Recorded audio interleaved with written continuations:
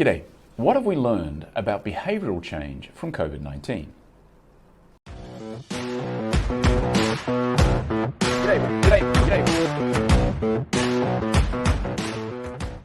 If we've learned one thing about behavioural change as a result of this pandemic, it's that it's possible.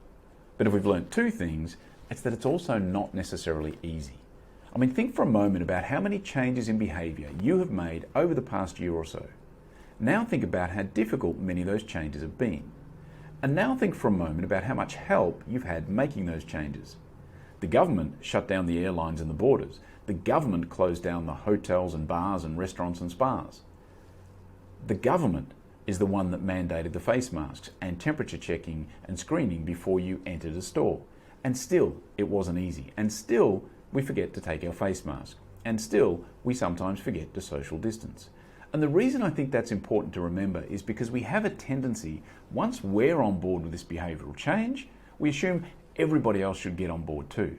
But it doesn't work that way. It takes some people a bit longer. People sometimes still forget. I mean, when I was growing up, I used to think plastic straws and plastic bags were the greatest invention ever. Turns out, they were actually something that was created by Satan's environment minister.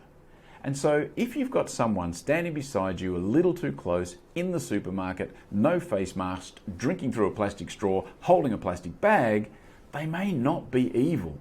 They may not be a moron. Maybe they're just taking a bit longer to get on board with the behavioural change.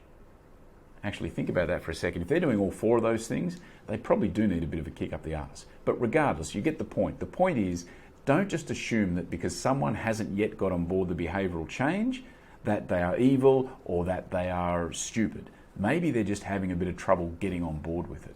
And the other thing to think about with behavioural change, if your business plan involves a statement like, we are changing the way people do X, then you're asking people to change their behaviour. And again, if we've learned anything over this past year or so, that's not always easy.